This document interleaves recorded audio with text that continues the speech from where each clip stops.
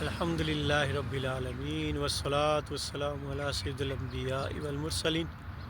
فرمان مصطفیٰ صلی اللہ تعالیٰ علیہ وآلہ وسلم ہے، تم جہاں بھی ہو مجھ پر درود پاک پڑھو کہ بے شک تمہارا درود مجھ تک پہنچتا ہے۔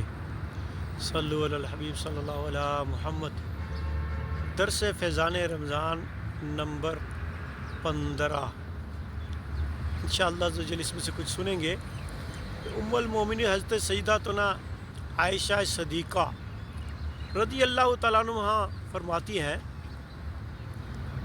کہ جب ماہ رمضان آتا تو شہنشاہ نبوت تاجدار رسالت صلی اللہ علیہ وآلہ وسلم 20 دن نماز اور نیند کو ملاتے تھے، بس جب آخری عشرہ ہوتا تو اللہ عزوجل کی عبادت کے لیے کمر بستہ ہو جاتے۔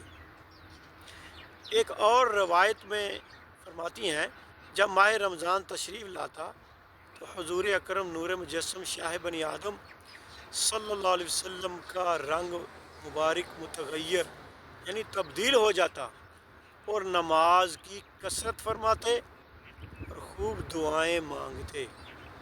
حضرت سیدنا عبداللہ ابن عباس رضی اللہ تعالیٰ عنہما فرماتے ہیں، جب ماہ رمضان آتا تو سرکار مدینہ صلی اللہ علیہ وسلم ہر قیدی کو رہا کر دیتے اور ہر سائل کو عطا فرماتے۔ صلو علی الحبیب صلی اللہ تعالی علی محمد۔